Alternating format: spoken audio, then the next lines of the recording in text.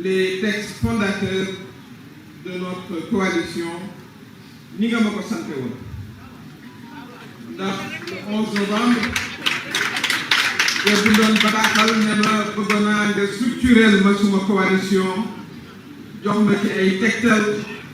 xam naa yaakaar ne topp nañu tegtal yooyu en tout cas def nañ ci liñ ko mënoon yépp jébbal na këyit googu muy le rapport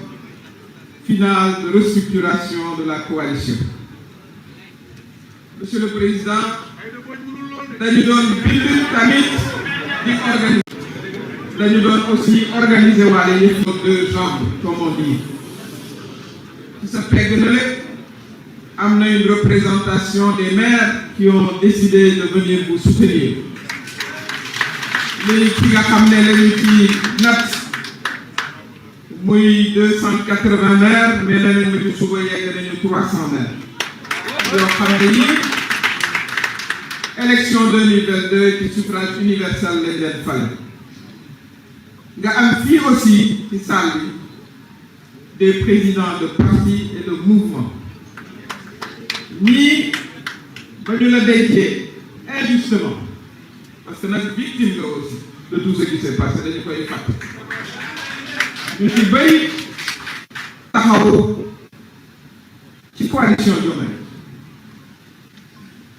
xeex pour que élection am parce que loolu it bu ñu koy fàtte ne dem nañu bay am report des élections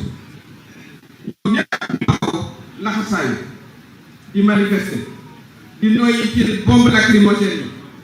ba yàlla def ñu ànd ak tout le peuple sénégalais ak tous les partis qui étaient membres sont toujours membres de la coalition ba ñu mën a am ay élections yoo xam ne yi ci la ñu la fale macha allah fale bu rafet ci 54%. ñuy doxal ngay doxal en tant que président de la république. Monsieur le président defe naa ne sànq Abdourahmane wax na ko fii nag jotaayu politique la di nga ñu may nag expression politique xëy na bu ñu nekkoon ci administration leneen la ñuy taxaw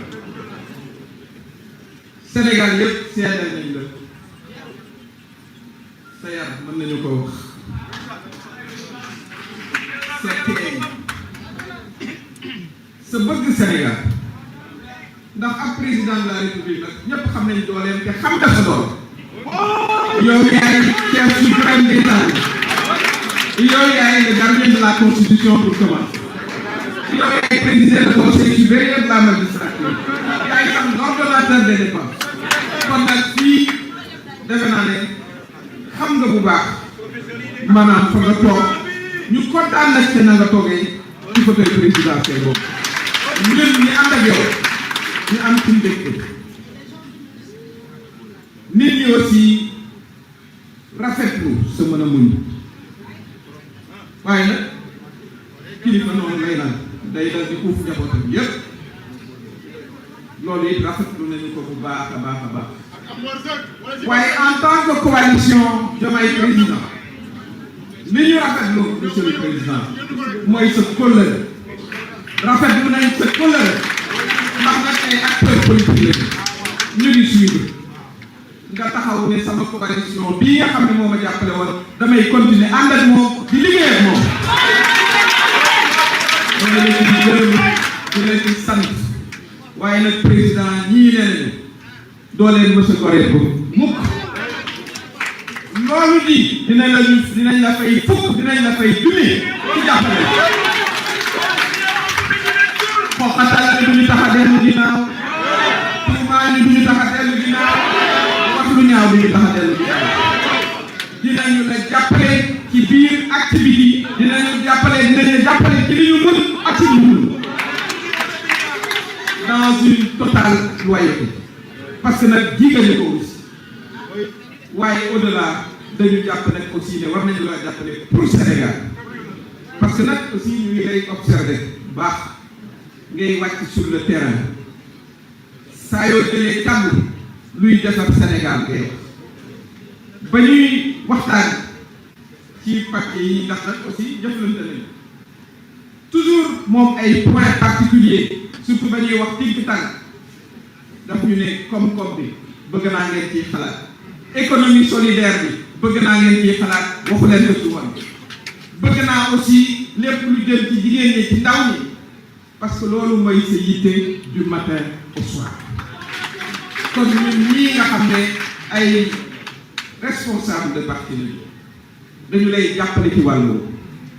pour nga liggéey Sénégal ni nga ko liggéey woon Sénégal parce que nag ñun ñoo àndoon ak yow di campagne ànd ak yow campagne sénégalais yi fal la waaw bu ñu àndee ak yow campagne ñu fal la lu ñuy def lu dul jàppale la pour que la nga diglante woon ak sénégalais yi nga am ci résultat ak une grande satisfaction noonu la ñuy taxawee monsieur le président de la république coalition bi nag ni ñu koy wax ni ñu ko waxee sànq bëgguñu rek toog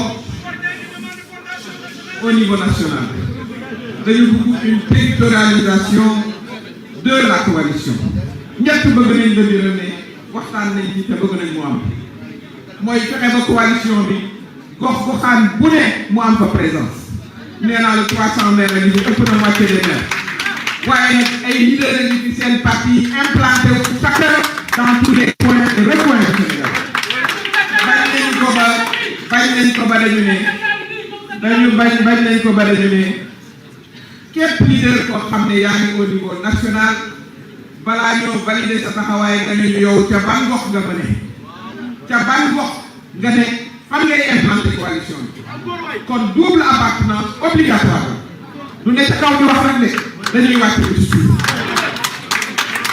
kon loolu jox nañ la promesse bi ne ñu ngi ci danañ ci gën a taxaw ndax nag sénégalais yi bëgg nañu la monsieur le président de la république te danañ continuer gën a dem wax ak ñoom dans tous les coins et recoins ci li nga leen yéene ak ci li nga commencé def te fas yéene ko consolider ñaareel bi nga xam ne dinañu ko def monsieur le président mooy communication ci nag ay politiciens ci toog laa may mënta lekk moromam xanaa kay dañuy xam ne bëgguñu lu xajamal sa liggéey waaye bu dee dàgg sante rek ku mel ni man boobu def naa xaw naa waaye du sama cër li nga xam ne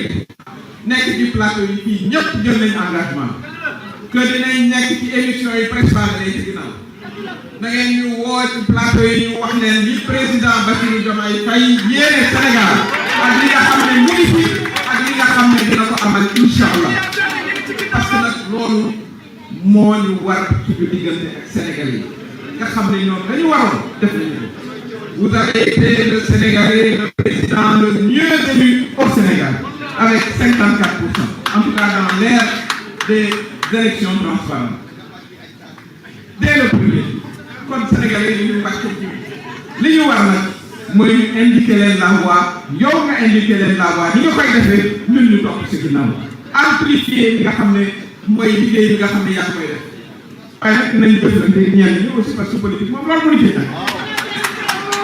waaye dañu toog ñuy xajamal ñuy def bu ko defee bu ñu yeggee ca famille waa yegg ndax président nag gaa ñi nee nañ avant nga ñëw yow bëggal rek président bëggal rek kon yow rek dañuy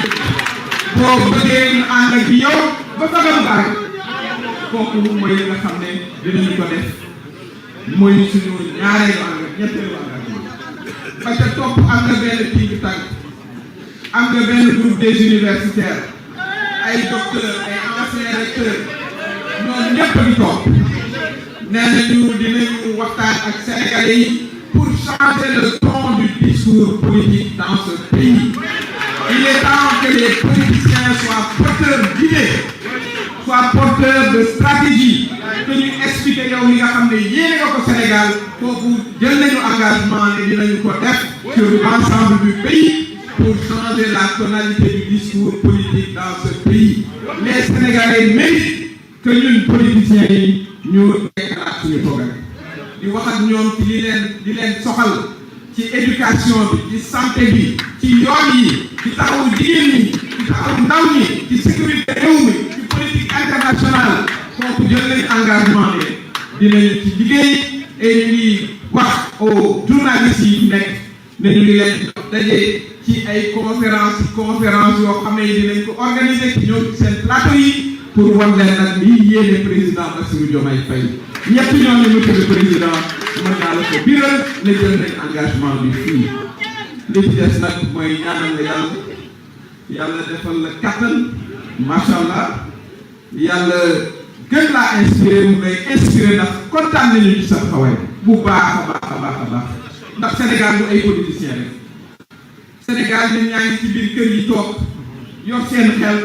di la observer di gis li ngay def ñu rafetlu vraiment 2 ans yi nga xam ne yaa ngi koy def à la tête du pays ñun de dinañu la jàppale dinañu ci def lu ñu mën ak lu ñu mënul lu ñu mënul ñu uti pexeel ñu ngi lay jërëjëf.